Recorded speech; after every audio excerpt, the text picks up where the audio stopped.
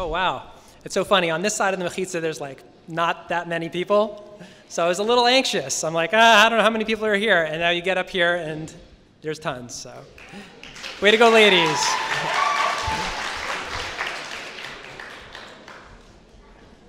Thank you, Ohal, and thank you, Neshamos, for organizing tonight's event.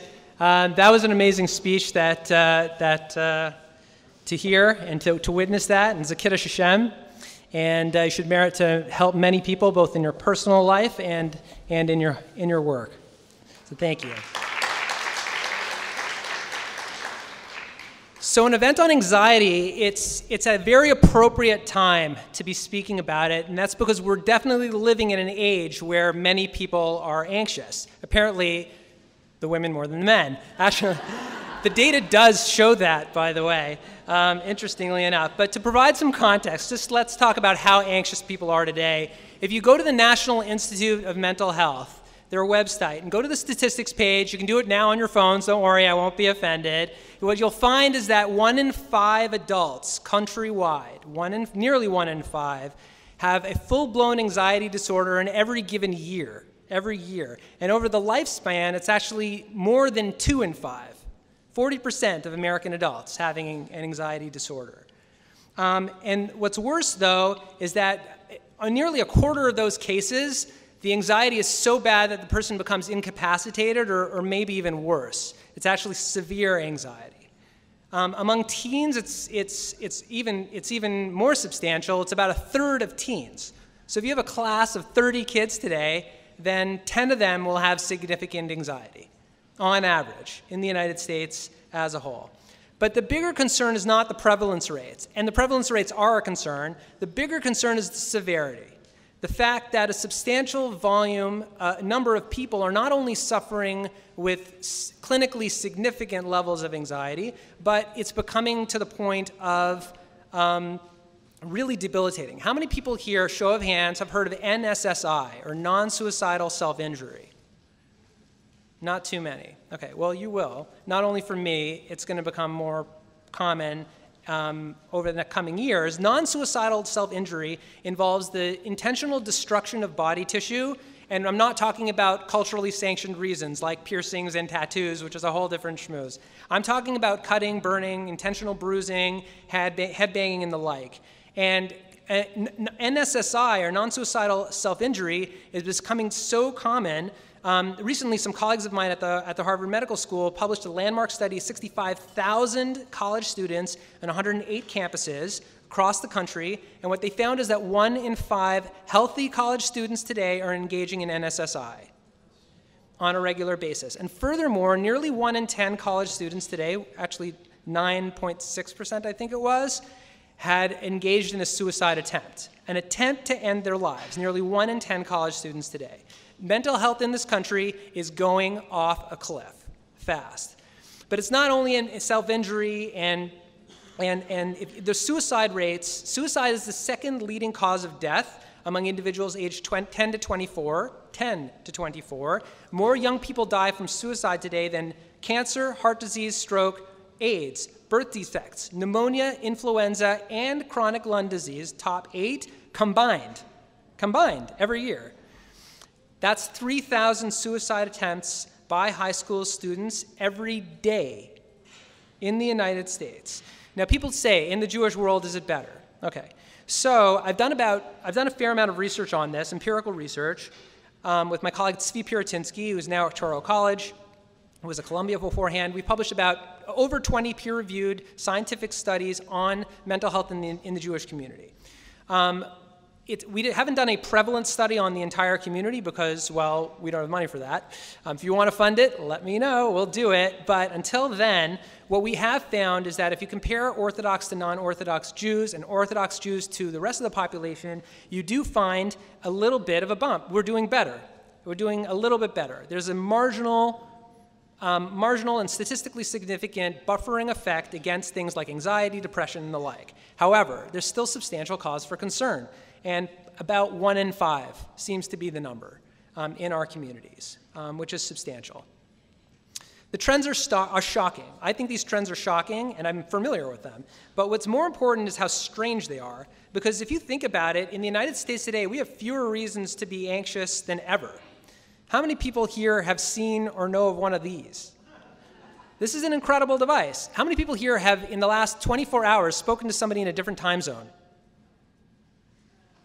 Almost, really, only that few? I mean, where do you live? I guess once if you live in Crown Heights, then everybody's in Crown Heights, right? That's why. Okay, well, anyhow, for those outside of this area, the bottom line is, how many people here have ever been on an airplane?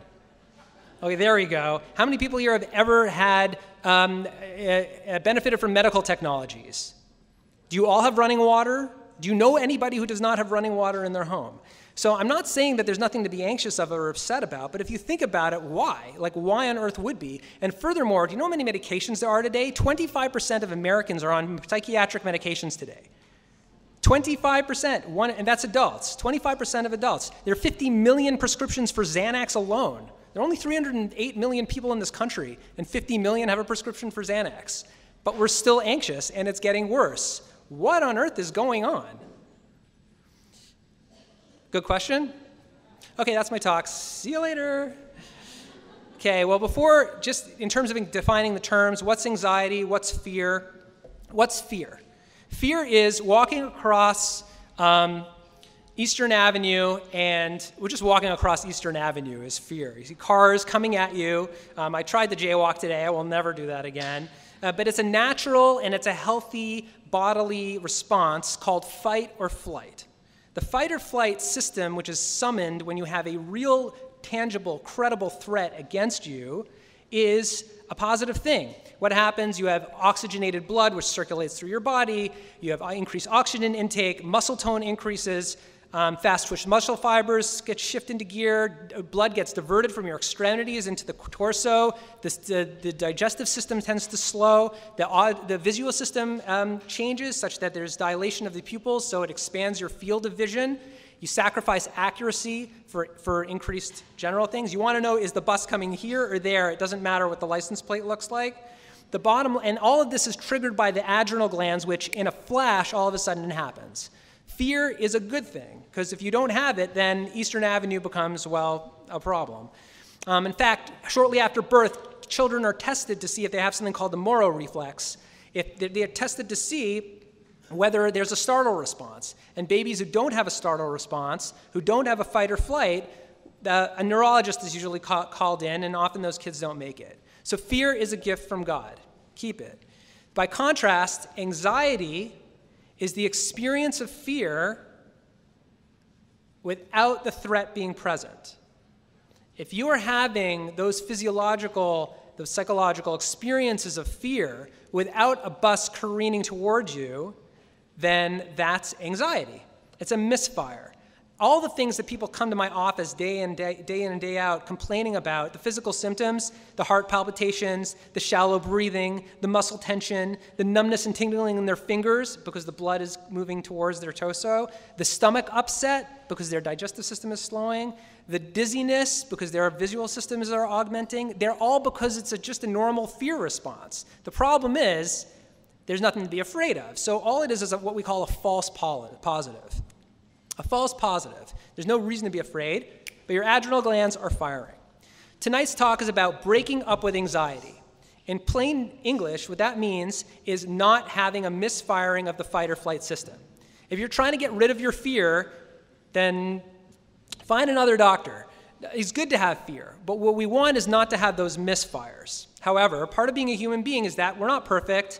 We live in an anxious age. Your adrenal glands are going to misfire from time to time, and you're not only going to experience fear at some points in your life, but probably some amount of anxiety, and that's fine. It doesn't mean you're broken. It doesn't mean something's wrong. And yes, if it happens repeatedly, then you might want to get a consultation, and that's not a big deal. But it's not even a health risk substantially, unless there's chronic anxiety, whatever. Don't get me into that. But bottom line is, it's not a substantial health risk. I've never met anybody who died from anxiety. I've met people who almost died from what they did when they felt anxious, but it's not the experience of anxiety in of itself will never kill you. However, at some point it becomes a problem, a significant problem, and it can be upsetting to the person. It can cause distress. It can cause dysfunction that they're not able to function day to day. And at that point, we call it an anxiety disorder. And it's important to note what's an anxiety disorder for you is not an anxiety disorder for you, or for you, or for me. At a certain point, we all have our threshold, and we cannot function. And that's different for you than it is for you. So an anxiety disorder for one person is not the same as another. In fact, there are no laboratory tests. There are no lab tests for anxiety disorders, or for depression, or even psychosis for that matter, interestingly enough.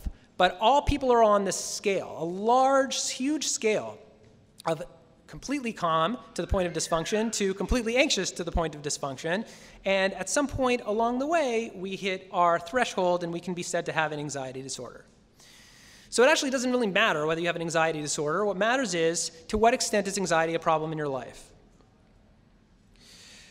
And it is a problem that so many people are severely anxious today. So getting back to our question, why are the most blessed, privileged people ever to walk planet Earth the most anxious? I don't know. And that's the end of my talk. But for sure, from my vantage point, there's one thing which it comes down to, which is that our culture is obsessed with control. We are such control freaks. We have predictions for everything. Financial markets, political elections, flu epidemics, professional sports outcomes, don't even get me started on the Red Sox, the weather, right? And despite the fact that those predictions are almost notoriously incorrect by a big margin, we scrutinize them like they're the word of Hashem, and we can't tolerate that uncertainty. We would actually prefer to predict the future and be completely wrong than to admit that I have no clue what's going to happen tonight. I don't know. I just don't know. Will it go outside and all of a sudden it'll start hailing? Will the Red Sox make it back from their 4-3, in the fourth inning, which I was checking before this tonight against the Rangers? I hope so, but I don't know. And it doesn't matter what anybody predicts. What matters is that I don't know. And what's important is, though, the most important thing here is that we try to control everything and we try to understand everything and know everything in a minute. You also see this in a couple other areas. In the 1950s, 22% of Americans lived in dire poverty. Today, it's less than 10%. And the median income for families is $60,000 a year. I realize in Brooklyn that's not a lot, but nationally speaking, it's significant. But people helicopter parent their children, not just through grade school and adolescence, but well into their adulthood, because lest they have a failure, we're so risk averse when it comes to failure, and this is what it boils down to. We're control freaks. We're obsessed with control. For anxiety, this is a key piece. We're not only obsessed with control, we're also obsessed and concerned when we have intense emotions, such as anxiety. Normal mood fluctuations today, if you can't predict your mood, if you're like, maybe I'll feel anxious later, that's enough to feel anxious now, right? And people perceive it as a weakness, and it's something to be avoided, to the point that we medicalize normal mood states. Things that were normal levels of stress 20, even 10 years ago today are a reason for a Xanax prescription, which, by the way, is my least favorite of all the anxiety drugs, by the way. We expect our emotions to be totally even-keeled, totally in check all the time, for the weather predictions to be correct. We want everything to go totally smoothly and totally want it to be on autopilot and to be comfortable and happy. Well, guess what? That's not life. And when we can't accept how we feel, our emotions actually intensify. Because then any changes in our mood are all of a sudden, oh no, what's going on now? Does that make sense? It's reasonable now I want to clarify, yes, please pursue equanimity, be happy, be blessed, and be comfortable by all means. But the more that we expect that, and the more that we pursue it relentlessly and we cling on to it without being able to let go, the more debilitated we become by our emotional states. So how can we thrive? How can we live in the age of anxiety? Well, the root of anxiety is our obsession with control. Great. So what's the antidote? To give it up. To give it up. To accept. To give up control. Anxiety gets worse when you fight it. and it gets better when you accept it. It's really that simple. You spoke about it earlier. Having those papers that you were holding on to that kept you going, that was control. And what set them free? You burned them. You're like, I'm not going to control it this way in my life. I'm letting go. And that's why you're here. And that's why you're here. Facing fears and letting go of control, that happens to be the key ingredient in the gold standard treatment for anxiety disorders. It's not the only treatment, but it is the gold standard called exposure therapy. Exposure therapy is a variant of cognitive behavioral therapy, which involves helping individuals to overcome their distress by systematically confronting what makes them anxious. And by the way, had you come to my office, we would have gotten rid of those papers in a week. By the way. When we stare our worst fears down, we accept that we're not in control. We accept uncertainty. We realize we don't know. We can't control. We accept pain. We accept discomfort, and everybody wins. I'll give you some examples. I had a rabbi friend years ago. He confided in me that he had a fear of heights. So she said, what do I do? You're an anxiety guy, tell me what to do. So I said, okay, I want you to go up to the highest point you can possibly think of, somewhere with a straight view all the way down, not, dangerous, but like somewhere where there's a ledge that you can push yourself up against, not the other side of the ledge, this side of the ledge, otherwise it's fear. And I want you to look over it until your anxiety naturally goes away on its own. And he said, you are crazy. There's no way I'm going to do that. I'm going to vomit. I'm going to lose control of I don't know what's going to happen. I'm going to jump. I'm like, maybe. Maybe. That would be really bad. But he didn't want to die, so I didn't think he was going to jump. And he didn't. Don't worry. But I said, if you want to get over your anxiety, there's only one reliable method, which is let go. Stop fighting it. Let go. Let it wash over you. Let yourself panic. Vomit. That's fine. It happens. It's not pleasant, but it does happen. And he said, you're nuts. No way. A year later, I got an email from him. He had come back from a trip to San Francisco. He took the opportunity to face his fears. He traversed the entire Golden Gate Bridge on foot. He was looking over the rail the entire time, saying, Ein od milvado, ein od milvado, ein od milvado. And he said he was shaking. He thought he was going to vomit. He thought the whole works. He said it was the worst thing he's ever done in his life. And by the end, he was so happy because he was off the bridge. No. He was happy because he had stood up to his anxiety. He stood up to it and he said, I don't have to be in control. In another more complicated case, I had a single from female, late 20s, came to my office, very significant OCD, untreated for years because she was so ashamed about having OCD. She had these relentless obsessions that she might have a brain aneurysm and that it was going to explode, and nobody wants that to happen, so she would stay at home. She thought maybe when she got anxious that her brain would get worse and then it would really explode. By the time she came to me, she had not been outside for like 2 years, except for going to school where she worked and coming home. Lots of compulsions related to like religious stuff-ish, but washing her hands before she went to bed, when she woke up in the morning, anytime she did anything. She wanted to protect herself physically, and she was using halacha really in order to, not to relate to Hashem, she was using it to control her safety. And when we went through her compulsions and her obsessions, we had a huge, literally a Megillah, it was like 70, 80, a huge list of like between 70 and 80 areas of dysfunction, areas of compulsions and obsessions that she had. So I said, if you come to treatment here, you're going to lose it. Like you're going to lose it. I'm going to push you harder than you've ever been pushed. I'm meaner than the other people in my office, by the way. She faced every single one of her fears. She said, okay, I'm in. And she faced every one of her fears head on, crying, screaming at times. It was not pretty. No relaxation techniques, no medication, no Xanax. Yes, with the psak from her Rav, of course. But she embraced the possibility of her imminent death through an aneurysm every single day. And she died. I'm kidding.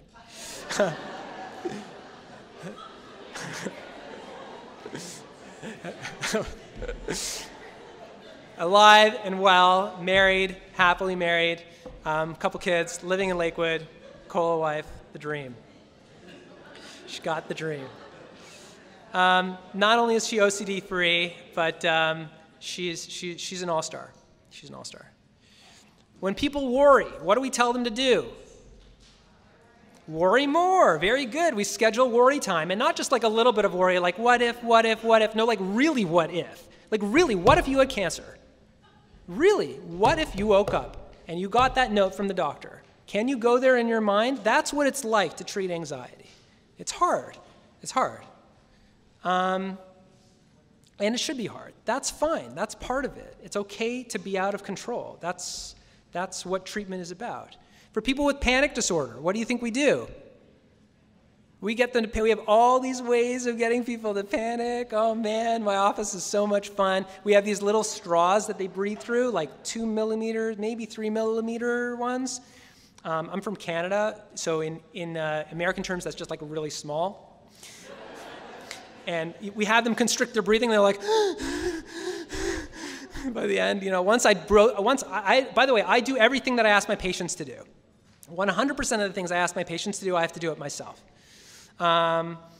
We get them to like put on like a parka in the middle of the summer and blast the heat so they're like schwitzing and really hot. We get them to spin around in a chair and they're completely dizzy. Then we have them stand up and like fall over, and lots of fun. We have strobe lights in the office because getting the lighting thing going, get them dizzy, we get them depersonalized. It's tons of fun. Social anxiety. What do we do for social anxiety? Who has social anxiety here? You raised your hand? Really? With an anxiety treater, like with an exposure therapist at the front of the office, at the front of the room, you actually read that was gutsy, whoever did that. Fine, whoever has anxiety, come up here and give a 5-minute speech on anything you want. Come on. Okay, good. But bottom line, that's what we do. We have them come in and give a talk. We have them, this is fun. If they're nervous about upsetting other people, they're like really nervous about something, we send them to a Starbucks during rush hour, and we have them pay for their drink in nickels. Now, in certain areas of Manhattan, that actually induces fear, not anxiety, because people will kill you. But with that important exception, people do overcome it. Now, when I was developing my clinics in New York, a lot of colleagues said to me, why are you calling it the Center for Anxiety? Call it the Center for Anxiety Treatment or the Center for Anxiety Relief. But now you know why. I don't help people to become less anxious. I make them more anxious. Because that's the trick. Once you accept it, then it goes away. And our method, of course, the goal is to, help people. And in a recent study, we looked at we take data very seriously. And we measure outcomes at every single session with our adult patients anyway, and rolling something out with the kids. And in a recent study of several hundred patients, 97% of them had clinically significant reduction in anxiety over the treatment, and 80% of patients with mild to moderate anxiety were actually below the clinical threshold within 7 sessions. It's a powerful paradigm. It doesn't work for everybody, though. It doesn't work for everybody for a variety of reasons. It's definitely the way to go for starters. At a minimum, it's fun, at least for me. but it's definitely the first line treatment. Okay, I'm going to conclude by saying as follows. If you look in Sifrei Chazal, in Musar and in Chassidus, about anxiety, what you find, it's even actually literally on your chairs, you find there's one theme that comes up a lot, which is Emunah and Bitachon. Faith in the Ribbono Shel Olam. And it's no accident that clinical science points to the importance of giving up control and accepting life as uncertain as the foremost antidote to anxiety, because these are part and parcel of having faith in God. To put it bluntly, either you're in control or God's in control. Recognizing, not just intellectually, but in your heart and behaviorally, and going there, that we're not in control, that's a first step to building emunah. Somebody said at the beginning that emunah is not enough. I actually disagree. I just have a bit of a different connection on what Amuna is. Amuna is being able to accept that you're not in control. I mean, mamish, that we're not in control. And if you do that, then it is enough. Then it is enough. And this is not simply a psychological message, ironically. And by the way, I didn't learn this from my Rebbeim. I did, but I learned this from psychological science. It's an incredible thing. There's a deep spiritual concept here. So therefore, if you truly want to break up with anxiety, there is only one solution. Go on more dates with anxiety. Thank you very much.